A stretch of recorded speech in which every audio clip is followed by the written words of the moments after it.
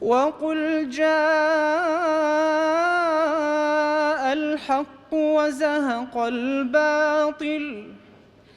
إن الباطل كان زهوقا وننزل من القرآن ما هو شفاء ورحمة للمؤمنين ولا يزيد الظالمين إلا خسارا وإذا أنعمنا على الإنسان أعرض ونأى بجانبه وإذا مسه الشر كان يئوسا قل كل يعمل على شاكلته فربكم أعلم بمن هو أهدى سبيلا ويسألونك عن الروح قل الروح من أمر ربي وما أوتيتم من العلم إلا قليلا ولئن شئنا لنذهبن بالذي أوحينا إليك ثم لا تجد لك به علينا وكيلا إلا رحمة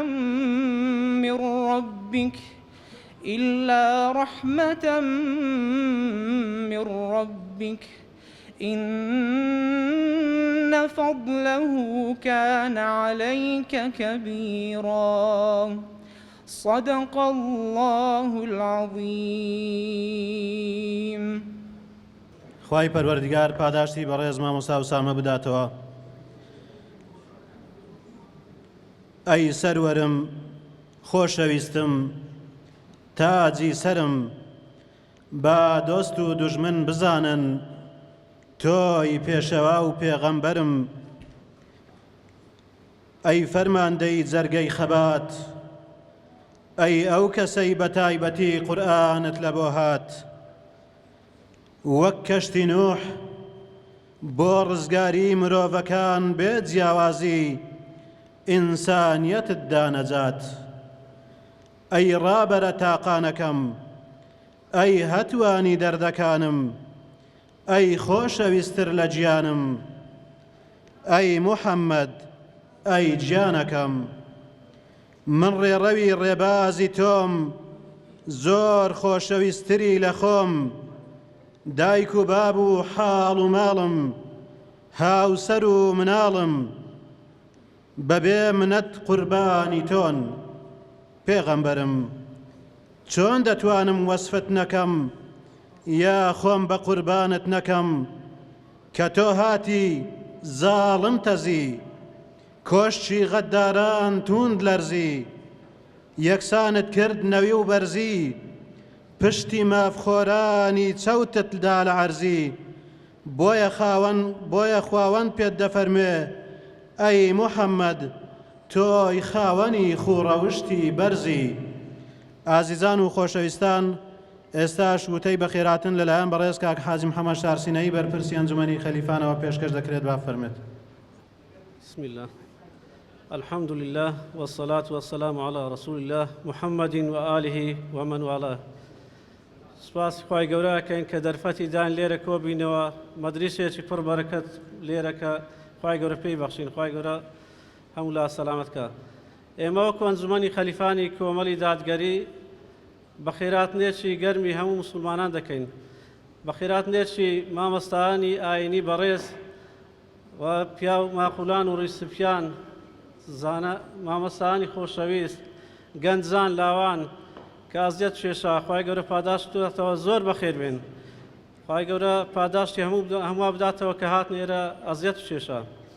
و بەخێراتنێکی گەرمی مەکتەبی زانانی کۆمەڵەکەین بەخێراتنێکی شاندی مەڵبەندی کۆمەڵی دادگەریەکەین مەڵبەندی سۆران بەخێراتنی بەڕێزان ناوچەی بزوتنەوەی ئیسلامیەکەین لە خەلیفان خوای گەورە سەرکەوتویان کە دەستخۆشی لە بەڕێز مامۆستا حەسەن مەلا عەبدوڵا بەستۆڕیەکەین خوای گەورە پاداشتی داتەوە کە ئەوەرکەی کێشە ئەو ئێوارە خوانەی کە هێخستە سەر شانی خۆی خوای گەورە پاداشتی بداتەوە و بە هاوکاری خێرخوازان بە خێرات نییە و بەڕێز مامۆستانەکەین کە لەگەریدا بوون خوای گەورە پاداشتیان داتەوە. ئێمە تەنها وتەی بە خێراتن بوو خوای گەورە کە ئەو دەرفەتەی پێبەخشین زۆر بەخێر بێن سەرچاوە هەر بە وتەی بە خێرات نێمە بەس یەک ئامۆژگاریم هەیە یەکەم جار لۆ خۆم پاشان لۆ موسڵمانانی خۆشەویست لۆیەوەی بەڕێز و خۆشەویست ئەمە هەموو کە پرسیار لێەکرێ کە دنیا چییە دنیا لۆ چیە هەموو ئەرێن لۆ تاقیکردنەوەیە ژیانی دنیا خوای گەورە دنیای دانا لۆ تاقیکردنەوە کە ئەشزانی لۆ تاقیکردنەوەیە پێویستە ئیشی لۆ بکەین ئیشکردن لۆ تاقیکردنەوەی ئینسان کە خوای گەورە لۆی دانا یەک دەرفەتن لە پێشە لە دنیا ئینسان ئەوەندەی تەمەنی هەیە ئەوەندەی ڕوحن لە بەدا یەک جار دەرفەتن هەیە لە دنیا کە دەرچوین ئەو دەرفەتە نامینێ کە بنەوێ خوای گەورە لە خۆ ڕازیکەین یەک جار دەرفەتە کێیە بنەوێ خوای گەورە لە خۆ ڕازیکەین کە ئەو ڕوحن لە بە تۆ دەرێت تەواو زارەکی دی مەجال نایەتەوە دەرفەتەکی دین لێو ناڕەخسێ خوای گەورە لە خۆ ڕازیکەین ئەزا ئەوەندە کاتەی مایتن کەس نازانێ لەعاندا خوا گەین و مارێت چەند سەعاتێ دی چەند ساری دی ئەژین ئەلی ئینسان بە خۆدا بچیتەوە بگەڕێتەوە لای خوای دەرفەتەکی باشن لە پێشە کە ڕەزامەندی خوای گەورە بەدەست بینین ئەو بەهەشتە ڕازاوە بەدەست بینین خوای گەورە هەمووان ئیسلاحکە خوای گەورە هەموو لا سەرکەوتووکە دووبارە بەخێر بێن سەرچاوان خوای گەورە پاداشتی هەموو بداتەوە زۆر بەخێر بێن سەرچاو وەسەلام عەلەیکم وەرەحمەتوڵڵاهی وەبەرەکاتوه خوای پەروەردگار پاداشتی بەڕێز کاک حاجی محەممەد بداتەوە. پێغەمبەرم لە هەر لاوە دەڕوانم لێت لە دەر و لە ژوور و لە سەرجێت بازاڕ و ماڵ و مزگەوت لە جەرگەی شەڕ و ناویاران لە خزمەتی گەدا و داما و هەژاران لە دواندنی دۆست و ناسیا و نەیاران ناوی بەرزت وا لە سەروی ناوی هەموو ناوداران دێت. ئازیزان و خۆشەویستان ئێستاش چەند سرودێک لەلایەن بەڕێز کاک مەلا فاتح پێشکەش دەکرێت لەگەڵ هاوڕێیانی باجە ناوی فەرمێت.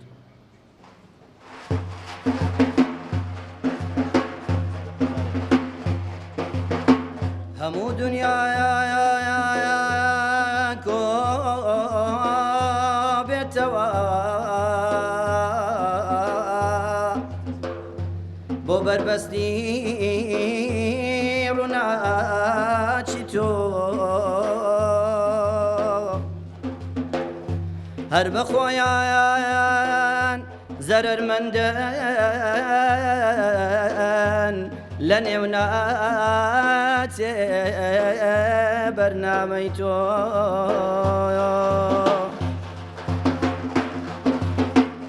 تۆ تشتی خۆری بۆ ئەم زەمینە بۆیە تاریکی لێ دوا بەقینە ئەی پێغەمبەر تۆی ڕزگارکار ئەی پەیامبەر موژدەیێنەر موژدەیێنەر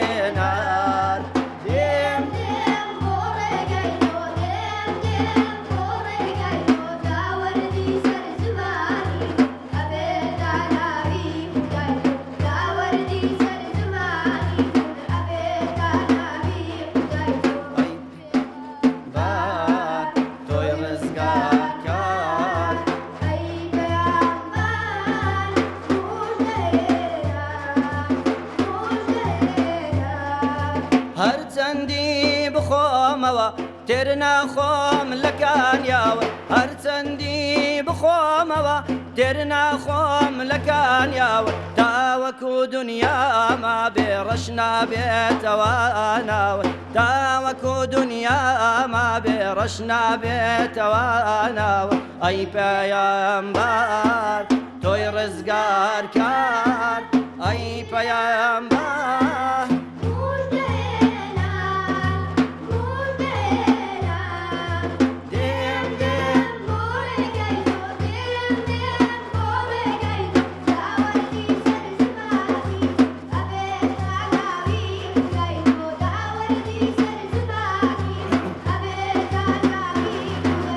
ئەزانم ڕێگاکەی تۆ زۆر سەختە و زۆر دەژوارە ئەزانم ڕێگاکەی تۆ زۆر سەختە و زۆر دەژوارە لۆمەی دونیام بێتە سەر ڕێبوارێم نیاچارە لۆمەی دونیام بێتە سەر ڕێبوارێم نیاچارە ئەی پێغەمبەر تۆی ڕزگارکار ئەی پەیامبەر موژدەیێنەر موژدەیێنەر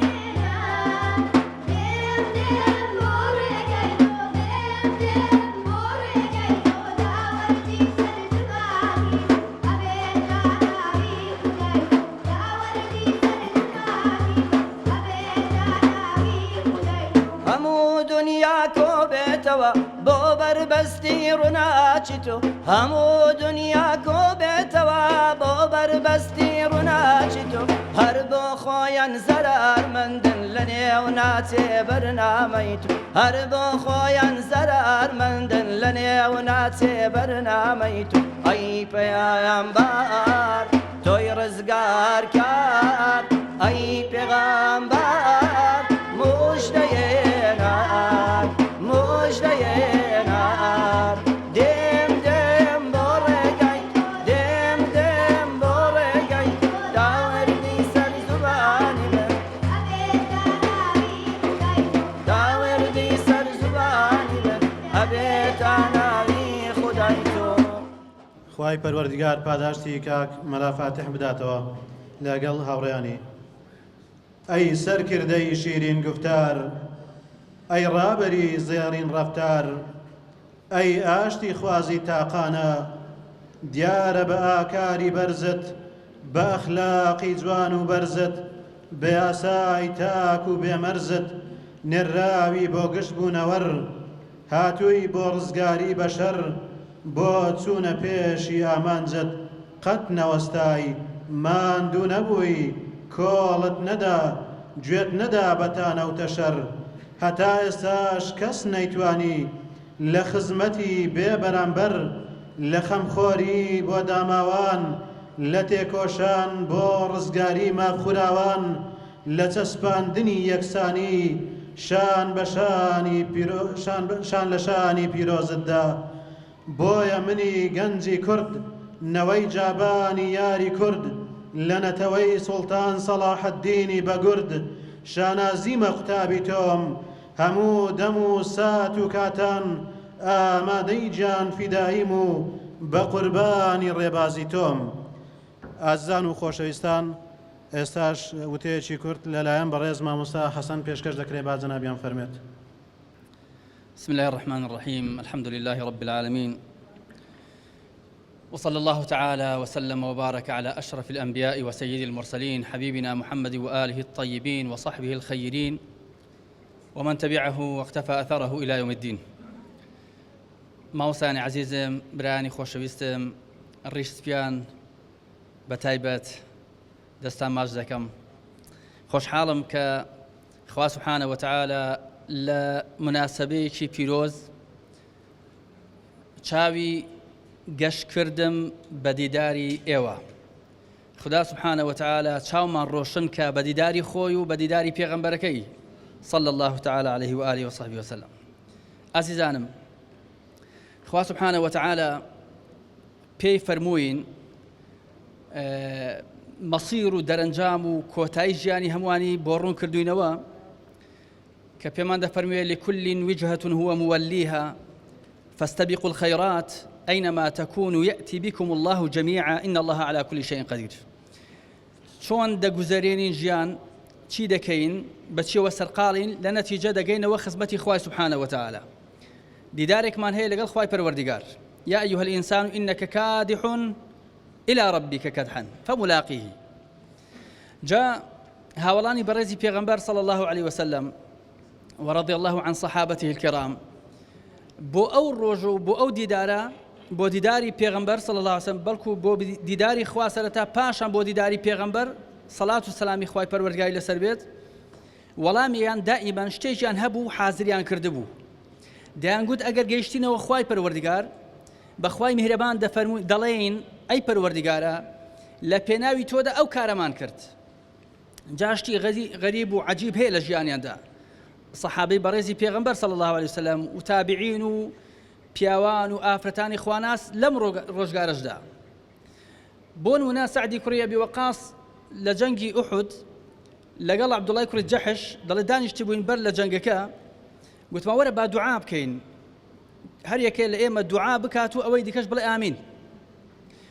دەڵێ من دوعام کرد سەرەتا، گوتم خوایە لەو جەنگەدا پیاوێکی بێویژدان و بێ ئیمانی بێباوەڕان بەهێز کە زیان و زەرەر و ئەزیەتی زۆر بوو بێ بۆ مسلمان ڕوبەڕوون ببێتەوە، پاشام بەسەریدا زاڵ بم ڕەوانی کە بۆ دۆزەخ. ئەوش گوتی ئامین. نۆرەی ئەو هات گوتی خوایە لەو ڕوبەڕوونەوەدا قسمەتی من وابێ پیاوێکی بەهێز لە بێ باوەڕان کە زۆر ئەزیەت و ئازاری مسلمانانی داوە، پیاوێکی بەهێز بێت ڕوبەڕووی ببمەوە، بەڵام لە شەڕەکەدا ئەو من بکوژێ لە پێناوی تۆدا،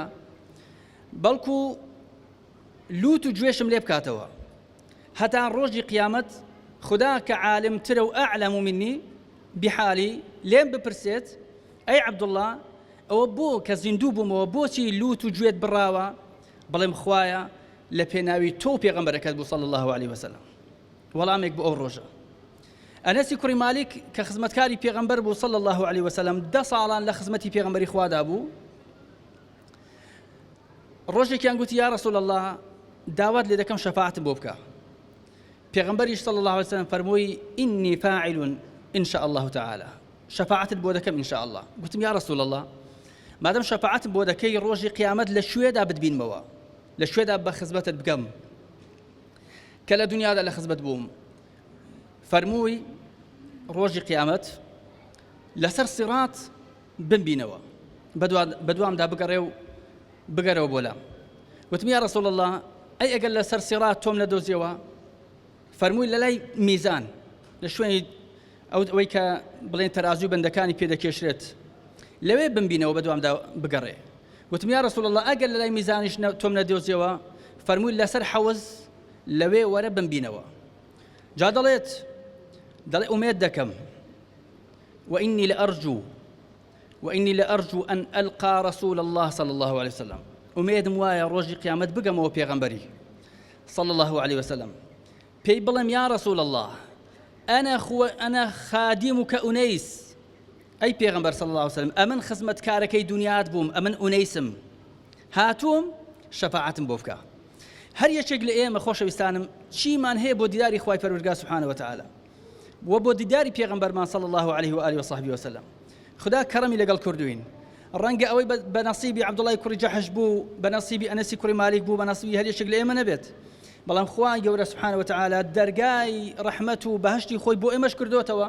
هەر یەکێک لە ئێمە ئەتوانێشتی وامان هەبێت. بە تەئکیدی خدا کەڕەمی لەگەڵ کردوین، ئێمە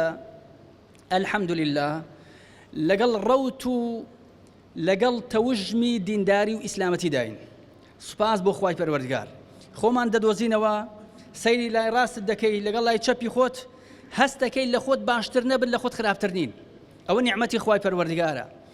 ئیسلامی بوونی هەر یەکێک لە ئێمە شانازیەکە خوا داویەتی بە ئێمە. ئەگەر ئینسان ئیسلامیش نەبێ پشتیوانی بێ، ئەگەر چاک نەبێ لای کەمی هاوکاری چاکەکاران بێ. زۆر دژمن ئیسلامیەکانی کوردستان برانی بەڕێزم خۆشەویستانم صریح بم زۆر دژایەتیان دەکرێت، زۆر دەموچاویان ناشرین دەکرێت، وێنەیان ناشرین دەکرێت، بەڵام باوەڕتان هەبێ لەگەڵ دابوون و یارمەتیدان و هاوکاریکردنیان بۆ قیامەت قازانجە زەرەر نییە. خراپی نێو ئیسلامیان ئەوەی ئیسلامی بوێ نەک بە نیفاق و بە دەغەڵی بەگەڵیان کەت بێت، خراپی ناو ئیسلامیان لە باشی ئەلمانیەکان باشترە. ئینسان بۆ من جۆرجا بیرەکەم بۆ دەبێ هاوکاری ئیسلامیەکان نەکەم، مەثەڵەن بۆ یارمەتی دەریان نەبم، وەڵام مەگەر خوا غەزەبی لێم گرت بێ گینە بۆ دەبێ هاوکاریان نەبم. خراپیشان هەبێت لە خەڵکی دیکە زۆر باشتر و چاکترن. جاجاری خۆی کاتی خۆی زۆر سەرتان نێشێنم لە 93 طبعا من منداڵ بووم بە پێی ژینگە و دەوروبەری خۆم، یعنی ئینتیمایان حەزم لە دەروونەوە بۆ یەکێ لە حیزبەکان بوو، حیزبێکی عەلمانی، چونکە دەوروبەر و ئەوانە بە زۆری وا بوو. لە 93 کە ئەو نسکۆیە پەیدا بوو ڕۆژێکیان طبعا شەڕی ناوخۆ بوو ئیسلامیە و کاتە تووشی شەڕی ناوخۆ بوون ڕۆژێک یەک لە دەرگایدا پیاوێک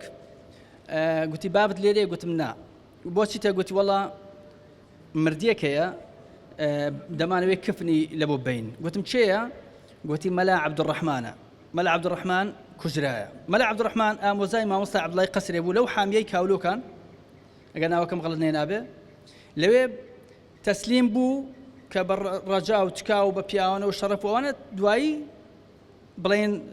ڕەمیان کرد و کوشتیان خوای گەورە بە شەیدیان قبوڵ کات ئەو مەلا عەبدوڕەحمانە فەقیی بابم بوو بەبیرم دێ پیاوێک گەنجێکی گەرم خاوەن حەماسەتێک بۆ خوای سوبحانەوە وتەعالە ژنی نەهێنا بوو باوەڕتان هەبێ هەر کەسێک بیری بایە خۆشی دەویست یعنی پیاوێکی دەموچاو نیورانی کوڕێکی زۆر متەواضع زۆر خزمەتکاری و ئیسلامە بوێر چالاک ماندوونە ناس یەکسەر بیرم کردەوە گوتم باشە ئەو مەلا عەبدوڕەحمانە بۆ کوشت بۆ کوژرای خۆ پیاوێک بوو وەڵڵاهی وەک دەڵێن مێشی لە ئاو نەدەکرد سبحان الله ئینتیباشم نەبوو بۆ ئیسلامیان بەڵام بە گچکەی خۆم گچکەش بووم سبحان الله یعنی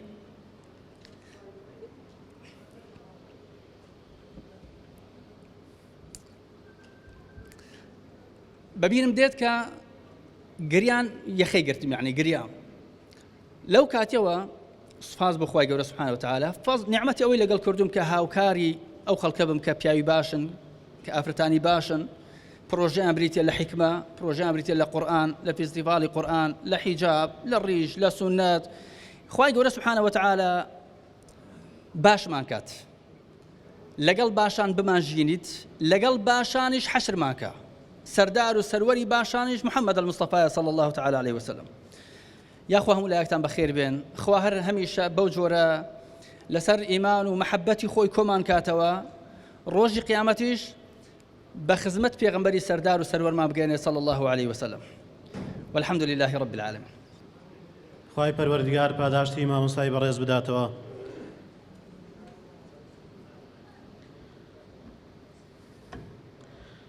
جیهان وڵات شارێکی مات شاخێکی بەرز ئەشکەوتێکی کەمێک گچکە زۆر لە مێژە چاوەڕوانن لە هەناوی شەرم و شکۆی ژنێکەوە ڕووناچیەک خۆی بنوێنێ هەرچی تاریکی دنیایە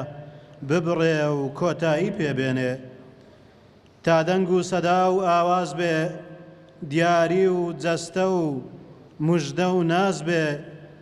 خشە و چرپەی گەڵایدار و تریقانەوەی ئەستێرە و مانگ و خۆری پڕشنگدار بێ پەردە درێنی گوێی کپی کوچە بە کوچە و شار بە شار و نازی چێڵگە و باخ و مەزرا و شەونمی سەر ڕووی گوڵزار بێ دیاری دوانزەهەمین ڕۆژی بەهارێک و موژدەی شکستی ئەبڕەهە و سوپای فیلی بێشماری چوارچێوەی بەرنامەی ژین و هەڵگری تابلۆی نەخشین و ڕەنجینی پەروەردیگار بێ ئازیزان و خۆشەویستان ئێستاش چەند سرودێک لەلایەن بەڕێز مامۆستا فاتح و هاوڕێیانی پێشکەش دەکرێت با بفەرمێن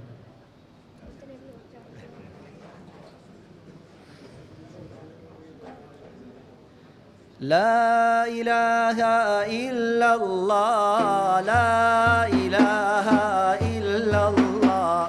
محمد رسول الله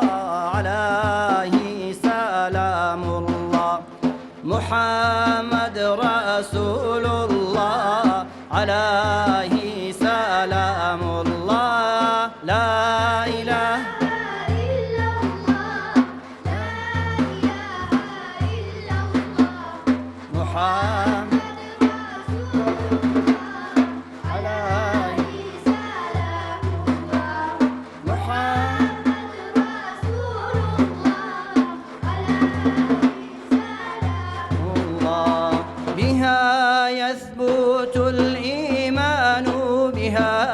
حصول الأمان كرر أيها الإنسان لا إله إلا الله كرر أيها الإنسان لا إله إلا الله لا إله إلا الله لا إله إلا الله محمد رسول الله عليه سلام الله محمد رسول الله عليه سلام الله هي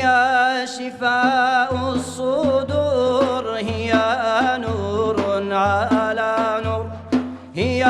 شفاء الصدور هي نور على نور ذكر ربك الغفور لا إله إلا الله ذكر ربك الغفور لا إله إلا الله لا إله إلا الله لا إله إلا الله محمد رسول الله عليه سلام الله محمد رسول الله عليه سلام الله لقد جاء في الأخبار لقد جاء في الأخبار عن النبي المختار أن أفضل الأذكار لا إله إلا الله أن أفضل الأذكار لا إله إلا الله لا إله إلا الله لا إله إلا الله محمد رسول الله عليه سلام الله محمد رسول الله عليه سلام الله هي مفتاح الجنة ومن النار جنة خير ذكر في السنة لا إله إلا الله خير ذكر في السنة لا إله إلا الله لا إله إلا الله لا إله إلا الله محمد رسول الله عليه سلام الله محمد رسول الله عليه سلام الله خی گەورە پاداشتی بەڕێز کاک مەلا فاتح و هاوڕێیانی بداتەوە. ئازان و خۆشەویستان بۆ ئەوەی زیاتر کاتان لێ نەگرین داوا لە بەڕێز مامۆستا ئەحمەد سۆفی دەکەین جەنابیان فەرمێت بۆ پێشکەشکردنی وتار. بسم الله الرحمن الرحيم الحمد لله رب العالمين وصلى الله وسلم على خاتم الأنبياء والمرسلين وحبيب رب العالمين محمد وعلى آله وأصحابه ومن تبعهم بإحسان إلى يوم الدين. ربنا اغفر لنا ولإخواننا الذين سبقونا بالإيمان ولا تجعل في قلوبنا غلا للذين آمنوا ربنا إنك رؤوف رحيم. عزيزان وخوشويستان یەکێکە ناوتان نایەنم بەڵام دەستخۆشی لە هەموو لایەکە کەم خوای گەورە جزای خێری هەموو لایەک بداتەوە وەخوای گەورە تەوفیقماندا لما يحبه ويرضاه. ئەو برا جوانانە بەو سرودانە ماشاءالله لەبی ئەمەیان جێڕاوە 93 و قەدیم ئەمیش بڕێک دوورترتانە بەمەوە ئینشاءالله تعالى لەو زمانی پێغەمبەری صلی الله عليه وسلم. قورئانی پیرۆز کاتێک پێغەمبەر دەخوێنیتەوە عليه الصلاة والسلام مجموعەک حکایەت لە بۆ پێغەمبەری خوێندرانەوە مجموعەک قسە باسی ئەصحاب الكهف باسی ذو القرنين باسی موسى عليه الصلاة والسلام و ڕۆیشتن لە شاری خۆی بە دوای پیا و چاکێک بۆ ئەویشتی لێ فێر بیت. ئەوە تەمهیدێک بوو وەکو صەفی الرەحمان المبارەکفوری لە کتێبی الرەحیق المەختومە فەرمێ ئەوە تەمهیدێک بوو مقدمەک بوو کە ئەی پێغەمبەری خوا ئەتوش دەبی شوێنی خۆت بەجێ بێری بەسە هەتا کەنجی لە بینی چیاکانی مەککە ئاور دەدێ و ئەو جەهلە و ئاور دەدێ و ئەو ئەبوو لەهەبە و عوتبە و شەیبە و ئەو کەنکەنە گەورانە لە دەورەت ڕاوەستاینە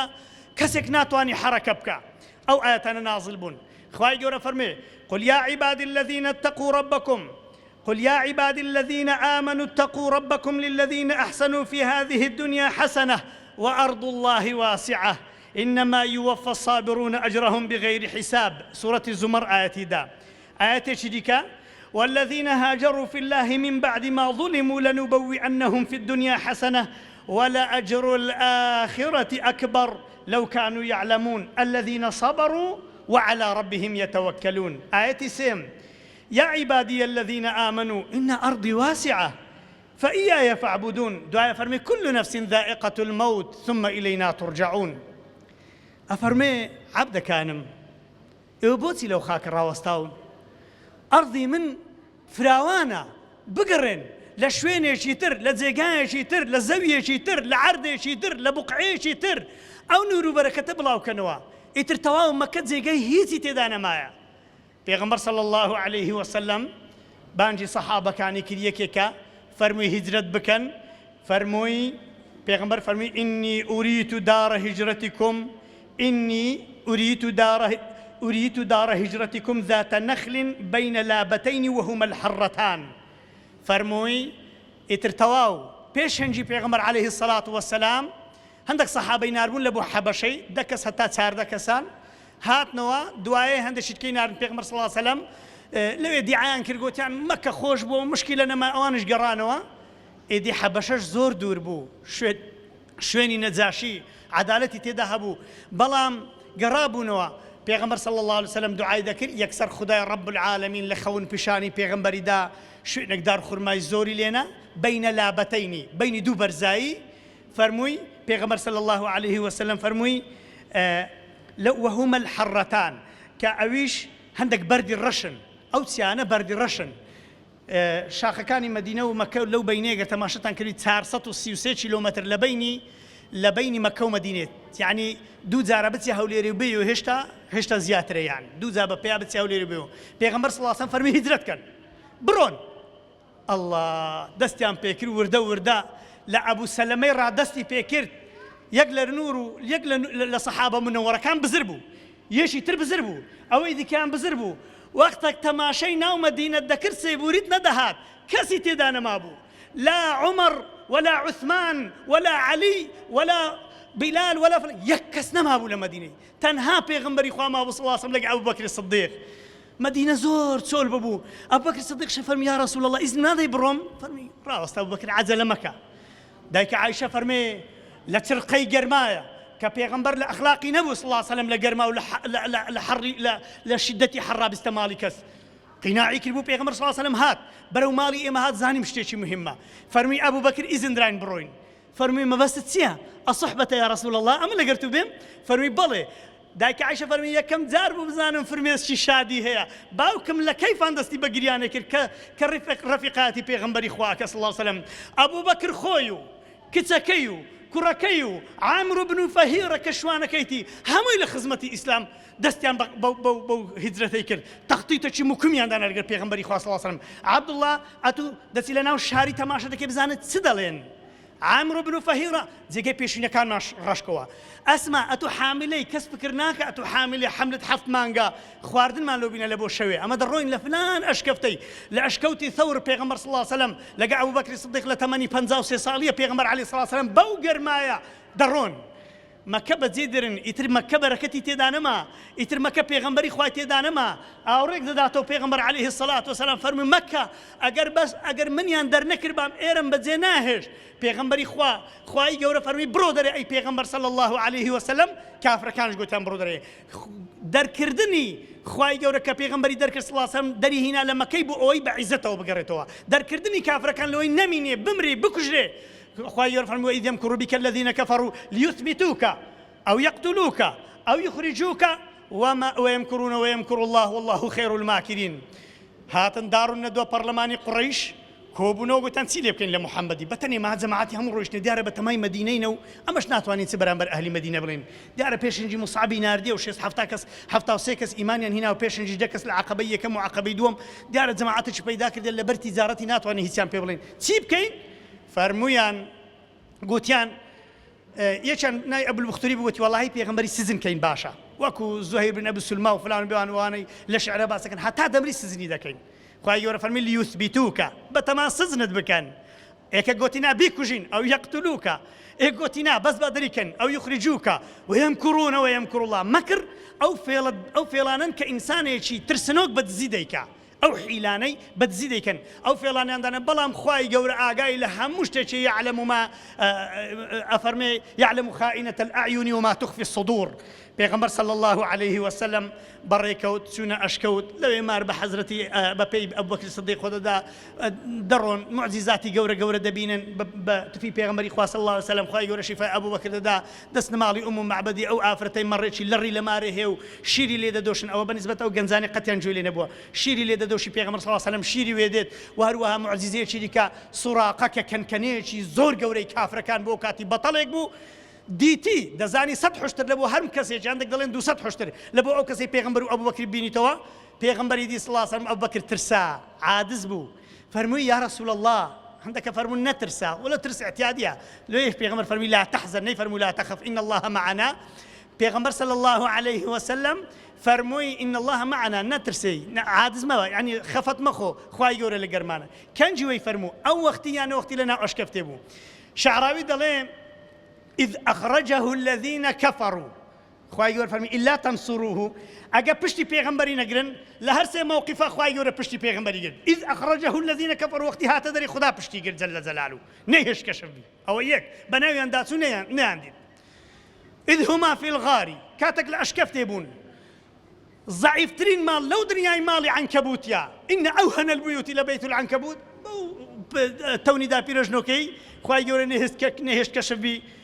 أبو بكر فرمي رضي الله عنه فرمي لو طأطأ أحد رأسه يكز بس أو هابك لسسري بيغمبري الله صلى الله عليه وسلم لرآنا سبكيني بيغمبري فرمي ما ظنك باثنين الله ثالثهما أو ثاني اثنين إذ هما في الغار إذ يقول لصاحبه لا تحزن إن الله معنا خواهي قول لقر معنا ندرسي معيتي خواد لقر دابي خفت لسد خوي أو زال لو رويشتن أو هشنو روجي بيغمبر صلى الله عليه وسلم 434 كيلومتر بريو زياترش كبلاي تبوك دا سورايتوا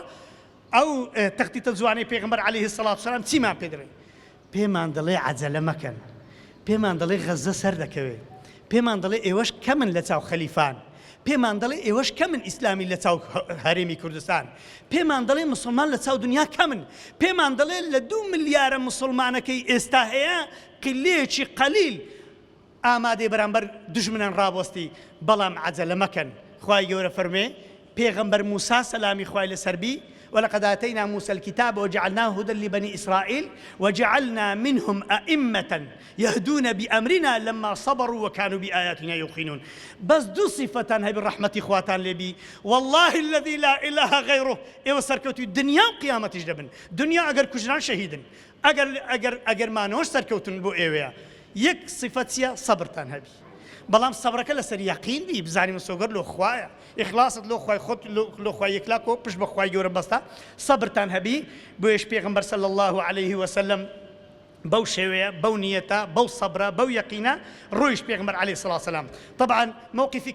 كافر كان سبو ران ليقرت بازقيان دانا سيطريان دانا بوسيان دانا هندشان اختطاف كذن كتسونا مدينة يعني إمام عمر بياوش اللي قدابو ناوي عياش بو لناو مدينان هنا وأبو زهل وآمو زاكي قلت أن كرة داك الدري والله دايك الدلي لبروجي سري خم دانا إن مشاننا كم هتانا مرم آونا خم ولبروجي لاناكم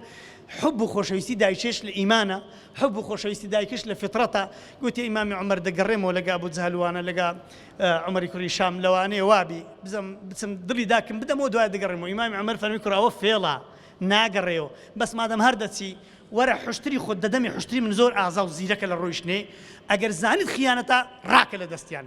كرويشن للري أبو زهل فيلي لكن قلت عياش حشتركي من زور أزيتم دبيل حشتركيتو نرمو كي لسري سواربم تسوي لبشتوي سواربو دستو بيان لبستوا برديانوا لبو مكي فعليا ليكر بلام دعاء خالد بن وليد رضي الله عنه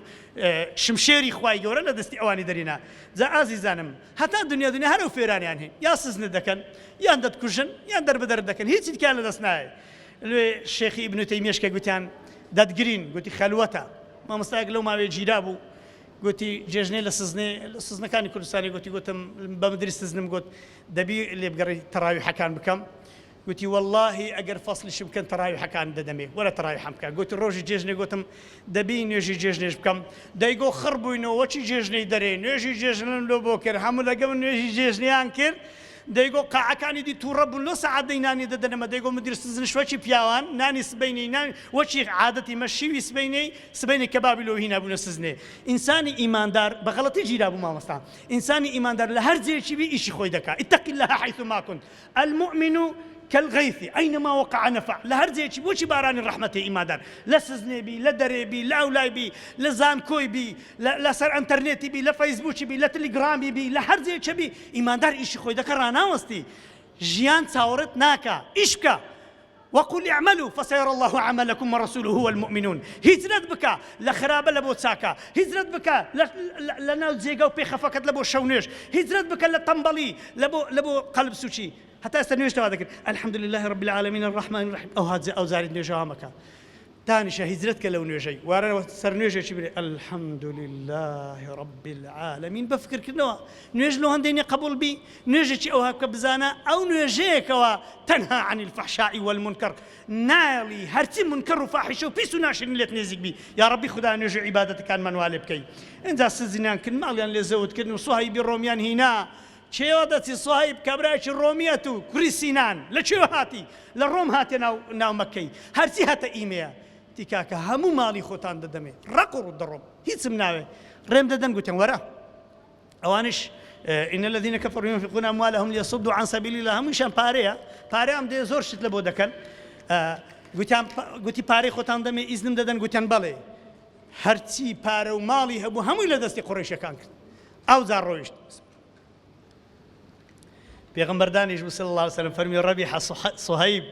قازان ذكر صهيب تجارتك بمنفعة قازان بقولتن يا رسول الله فرمي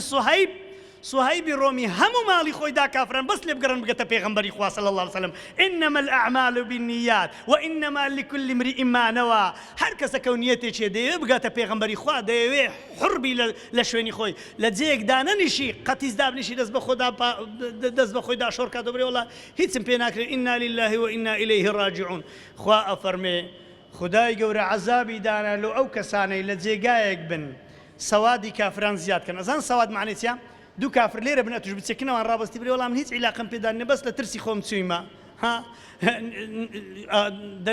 درين يقولون نخشى أن تصيبنا دائرة أترسين دورة ما اللي بدن مارمان خراب بكن كاك ولله العزة ولرسوله وللمؤمنين ولكن المنافقين لا يعلمون خوا فرمي ونفاقا عذاب تاندم سيكس لو عن هي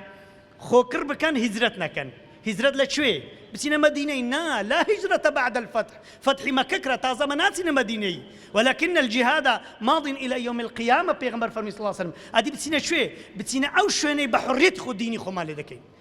بتسينا أو زين يوشا كم بزواني بكم دعوة كم بكم لولا قنديش دعوة شيء حتى يبري والله بزلي لي دجيم إلا المستضعفين من الرجال أواني بكوتنا بيرميردن غريب والنساء جن والولدان لا يستطيعون حيلة ولا يهتدون سبيلا هيتيان لدسنا الريبي نازان كسن الرامبي بشان دا يقعانيان لدس لبرشين يبرون أقرنا كاشخم لخليفان الريدينة لدجيري هولي دري بحر برو هولي ربو خاطري خوايور خزمتي أو ديني بك برو سليماني برو زيش كسنا الناسي ما دام لله قرن هندا كسي هن مضايقة دكري عائلي خوي خزمكاني خوي زارو دنيا اللي دكنت جهنم كاك برو ليرا خواي قورا درجي خير لو دكاتو صدام حسين وقنداني هرقتن يستسون شارن هم بنا مهندس ودكتور بقرآن لقندي خوان بانا لواني استاكا هم فقير وفقار بان لبرسام ربان زا عزيزان وخوشويستانم وردا پیغمبر صلى الله عليه وسلم كلوي رويش انزا جيشتا مدينه لمدينه دستوري شدانا تنشيك تام بكرتي بيدرم ايا دقتان دايتي حبي پیغمبر حبي صديق لبو پیغمبر صلى الله عليه وسلم خوشيستي ابو بكر الصديق سوا اگر مقارنه خوشيستي خمان كلغا ابو بكر الصديق زارق لا راس الرا زارق لا تشفي زارق لا بيش زارق لا دواي پیغمبر فرمي صلى الله عليه وسلم صدق بو هذاك ابو بكر بو هذاك فرمي يا رسول الله عندك زادر من كل لولا يتيرك به عندك زادر من نوك لا بيش ولا نوك لا دواوا ها وريابة قلم باسي أبو بكر صديقا إيماني كدرياية شبه حد عميقة دوها من كسل باش بيغمبر إخوة صلى الله عليه وسلم دي قدني أزانا أنزماني خليفان لوتسي يادي هجرتي بيغمبر دكات صلى الله عليه وسلم عندك درين الله بدعية يادي هجرت باسي قوري إخواتي دايا باسی معیەتی خوای گەورەی تێدا، باسی خودای تێدا جەلە جەلالو، باسی غیرەتی پێغەمبەری تێدا سەڵاسم، باسی ئەزیەتی پێغەمبەری تێدا سەڵاسم، باسی هەر چار خەلیفەشی تێدا کە گوتت هیجرەت ئەبوو بەکرت بەبیر دێتەوە ثانیە اثنین، کە گوتت هیجرەت عومەرت بەبیر دێتەوە یەکەمین کەس ئیمامی عومەر فەرمی ڕۆژی هیجرەتی پێغەمبەر دەکەمە سەری ساڵی مسلمانان. ئەو ڕۆکە هەفتی 2024 بوو یادی لەدایک بوونی پێغەمبەر عیسای 2024 سەر پێشەدا، بەڵامی یەکی 1446 هیجری بوو کە پێغەمبەر صلی الله علیه و سلم هیجرەتی کردەوە، عومەر داینا یەکسەر عومەر بەبیر دێتەوە، عوسمانت بەبیر دێتەوە، یەکەمین مهاجرە پێغەمبەر فەرمی صلی الله علیه و سلم وەکو ئیبراهیم بڕۆ هیجرەت بکە، عەلیت بەبیر دێتەوە کە لە جێی پێغەمبەری خەوتووە صلی الله علیه و سلم لۆی ئەمانەتەکان بجێرتەوە. لەگەر ناوی هیجرەت خدا پێغەمبەری خوا صلی الله علیه و سلم قورئان ئیسلام ئیمان هەر چار خەلیفە ڕاشدینمان بەبیر دێنەوە ڕەزا و ڕەحمەتی خوایان لێبێت. ئەجا خۆشەویستان ڕێگای بەهەشتە شەر ئاسان نییە برنج و گۆشتێکی بخۆین و بڵێن وەڵا بچینە بەهەشتێ دانیشین مەولودەکێ بخوینەوە. گوتیان وەختی هۆلاکۆ هاتبوو بەغدای گربوو 656 هیجری، هەندێک ئەوانەی کەیفیان بە مەولود خوێندنەوە ئەو شتانە دێ ئەمەش مەولودێ دەخوێندنەوە، ئەمەش مەولای سەڵی دەرێندەیان گوت هۆلاکۆ پیاوی چاکە مەنعی مەولودێ ناکە. خۆشە یعنی مەولودێ بخوێنەوە هۆلاکەش لای سەری مسلمان سەر ببڕی، ئەوە ئیسلا خوای گەورە بە هەندێک لێت قبول ناکە بەڕێزانم. یاهوی برێ دانیشی لە جێیەکی بەس هەندێک زیکری بکەی خوا بە هەندێک لێ قبول ناکە، ئەبێ ئەزیەت بخۆی. چێ لەتوانێت ئێستا و گەنجە جوانان لێرە سرودیان گوت ئەوەی کە دەتوانن ئەوەیان کرد. یا ڕەبی خوای گەورە ئەو گەروە جوانیان بە ئاگری جەهەنەم ئەو دەستیان بە ئاگری جەهەنەم نەسوێنی، ئەوەیان کرد. ئەتۆ مهندسی، ئەتۆ دکتۆری، ئەتۆ مامۆستای ئاینی، ئەتۆ هەر کەسە چیمان لەباردا هەیە چیمان لەدەست دێ خزمەتی ئەو ئیسلامی بکەن، چونکە ئەو ئیسلامەوە چی جارێت کەش گوتم ئاگرێکی زۆر گەورەی تێبەر بووە. هەر کەس لە ڕاستە خۆمان دەبێ و ئاگری بکوژینەوە، هەر کەس لە ماڵی خۆمانەوە ئاگری بکوژینەوە، ئەو ئەنتەرنێتەی لە ماڵی خۆت بکوژینەوە لەسەر ئەولاد و کچە جاحیر و کوڕە جاحیرەکانت، ئاگرە لە ماڵەکەت. چی لێ فێر دەبن؟ تەماشای چ دەکەن؟ دیقەتیان بدەین، نیوە شەوان تەماشایان کێ، بزانە خەریکی چ تەلەسماتێکن، چ تەلاسیمێکن، چ سەحربازیەکن، چ بێدینێکن ئەوانە. کەواتە ئازیزانم هەر کاتێک داوای بانگەوازی خوای گەورەت کرد ئەو مامۆستانی دەبینی لەسەر حەقن، هەتا بە قووەتر خزمەتی دینی خوای گەورە بکەن دژمنی بە قووەتریان پەیدا دەبی. هەر کاتێک بوختانێک بە مامۆستاکران نەرێن ئەرێ وەڵڵا ئەوە مامۆستاش تێکەت خەلاص، کوڕە تەبەیونکەن لە ڕای خوایان گۆ مسلمانن. کە بوختان بە سەفوانی کوڕی معەتەڵ کرا بەرامبەر دایکە عائیشەی، ئەسحاب دەیان گوت ئەسحاب دەیان الحەمدولیلا چ بوختان بە کەس نەکرا لەو ماوەی ها نەرێن بوختانە کراشەکە، بەڵام لەمە دووە ئەسحاب دەیان گوت وەڵڵاهی من ئەویشەی ناکەم، سەفوان لە من باشترە، سەفوانش هەرگیز ئەویشەی ناکە، بەبێ ئەوەی لێ پێچیتەوە نەچن بچن کافر لەسەر مامۆستایە چینگۆشتێکی براو کردەوە ڕاست برن ئەشهەدو بالله ڕاست دەکە بەخوای وێ مامۆستاش لە دوو ژیانی خۆی بوو، مامۆستاش لە دوو جیرفانی خۆ بوو. کورە برای بەڕێز خۆشت مامۆستاش نەیزانی لۆ خۆی بخواوا نەکەن، لەگەر کافران هەر نەپەڕن، لەگەر ئیعلامی دوژمن هەر نەپەڕن. و هەروەها ئیمامی عومەر و هەروەها نەمرود بەچ لە ناوچوو بە پێشکەیەک خوای گەورە پێغەمبەری خۆی بە چ پاراست؟ بە تەونی جاڵجاڵۆکەی. خوای گەورە ئەگەر بیەوێت جوولەکەی ئێستا بشچێنی بە شتێکی هەنگچ کۆکە و نەرمۆکەی دەشتێنی تەوەقوع ناکەی دەڵێ یا ڕەبی ئەوانە بە چ لە ناوچوون؟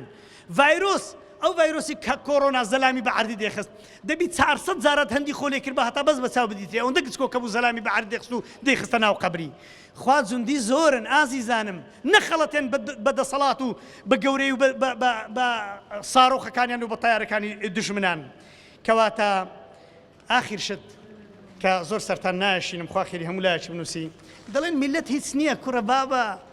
ئەو حکومەتانە ساڕۆخیان هەیە ئەو دەسەڵاتدارانە باش جێ خۆیان تون کردیا جوولەکە عەبرەلقاراتی هەیە ساڕۆخیان دێ میلەت هیچ نییە. خۆ دیتان دوینی هەر دەرێن یعنی تەماشای دژمنەکانی خۆمانکەین. بەریتانیا ئەو سەرۆکە گوێ بەلەی هەموو قووەتی بەریتانیا خزمەوە گەڕ لۆ خزمەتی ئیسرائیل دوینێ میلەت لێ هینا خوارێ ئەو کیەرستار لە چێ ئەو کابرای هینا بە دەنجی میلەتی هاتە سەر حکم یەکیت کان هینا کە دژی کە لەگەر ئیسرائیلدا نەبوو کەواتە میلەتش پێ دەکرێت یان نا ئەوەی پێتان دەکرێت بیکەن سبەی ئینتیخابە لە جێشی دەتوانی ڕدێنسپێکی لە گوندەکی هەڵدەبژێرن ئەوەی دژمنایەتی دینی خوای کە دەنجی پێمە دەخۆ ئەوت پێ دەکرێت بۆ خاتری خوای گەورە بۆ هەندە بترسین یعنی برێ وەڵا هەموو شتێکیان هەیە کەواتە میلەت هێشتا قووەتی مایە ملت هێشتا شتی مایە. ذو القرنين كقوتن يا ذا القرنين إن يأجوج ومأجوج مفسدون في الأرض فهل نجعل لك خرجا على أن تجعل بيننا وبينهم سدا. عندك بارد الآخر كان قوتي ما مكنني ربي فيه خير قلت أوي إخوة دايت من باشترى أعينوني بقوة هشتا قوة مع ملت هستن دفاع بكن فرموي هستن ملت شتم لبو بينن أو بارتس مزم لبو بينن آتوني زبر الحديد يعني قطع الحديد بارتس آسنام لبو بينن بامن ردم لو درس كم نكسد سدبت سيمن توشيش وشتوايا ردم بآسن ومزي لبيني آسنا كان دان لبيني بارتس آسنا دان وشي بلوشي دواي آگري لبن هر كردو رد بيشي درس كرد 3000 سار هيتي لنا هاتيا حتى أو روجي پیغمبر فرمي صلى الله عليه وسلم ويل للعرب لشر قد اقترب منهم پیغمبر أوايكر صلى الله عليه وسلم فرمي كنا كيذ القرن صد كيذ القرنين كنا شعون دي تبيتو كواتا خوش يستانو برزانم هشتا طاقتان مايا هشتا گەنجەکانتان صاحب طاقتن هشتا قوتێکمان تێدا مایە هەتا لە دنیا ماوین ئەگەر هیچیشمان نەبوو لا حول ولا قوة إلا بالله العلي العظيم يا ربي خويا بو خاطري ناوە جوانەکانت بو خاطری صفاتە بەرزەکانت يا ربي خوا لەگەر ئەو پێغەمبەرمان دانێ صلى الله عليه وسلم وبەر شەفاعەتی ئەو نازدارەمان بێخی بۆ خاطری عەظەمەت و گەورەی خۆت لەگەر ئەبوو بەکر و عومەر و عوسمان و عەلی و بیلال و عامر بن فەهیرە و ئەنەس و بیلالە حەشرمان کەی بۆ خاطری عەظەمەت و گەورەی خۆت يا ربي خوا ببینە ئەداتی قەدەریت و بۆ سەرکەوتنی ئەو دینە بۆ خاطری عەظەمەت و گەورەی خۆت يا ربي خوا لە مردیەکانمان خۆشوی شیفای نەخۆشەکانمان دەی مسلمانانی غەزە سەربێخی بۆ خاطری عەظەمەت و گەورەی خۆت يا ربي خدایە ئێمە دڵمان لەگەر ئەوانە و نیەتمان لەگەر ئەوانە لە ئەجریوانش بێبەشمان نەکەی لە شەهادەتی و خێری شەهادەتی ئەوانمان بێبەش نەکەی وصلى الله على سيدنا محمد والحمد لله رب العالمين والسلام عليكم ورحمة الله وبركاته شو دمي كراج شو طوافك رواقته خوش سريك كتب لسوس سقاقته بتيكتي كباك دلاني باشتياقته حياتي من وصالته مماتي من فراقته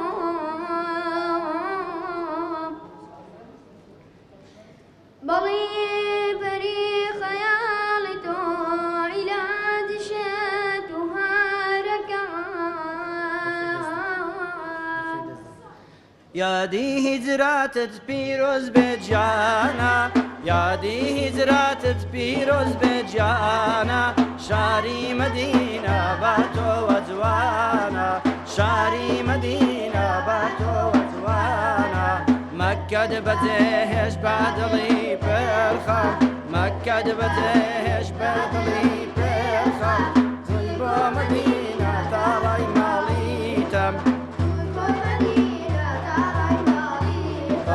أوريقا دور الدبري بازار أوريقا دور الدبري بازار فرميس كدلاتا وزور دهاتا أخوار فرميس كدلاتا وزور دهاتا أخوار بهيزرتي خود لقل يارانت بهيزرتي خود لقل يارانت كوتاي بيها دازاري جيانت كوتاي بيها دازاري جيانت يادي زرات يادي لا تدبير بجانا شاري مدينة بعده وجوانا شاري مدينة بعده وجوانا مكة بزهش بغلي بخا مكة بزهش بعدلي بيرخا جيبو مدينة داعي بالي تام جيبو مدينة داعي بالي تام قرآن كردا يا سيد أولاتت دروز بولدلي دجمن هيباتت قرآن كردا يا سيد أولاتت دروز بولدلي دجمن هيباتت أو همو خلقت كردن بابرا أو همو خلقت كردن بابرا تاكو لما كشهالت كرتيرا تاكو لما كشهالت كرتيرا يا دي زرات بيروز بجانا يا دي زرات بيروز بجانا شاري مدينة بعده وجوانا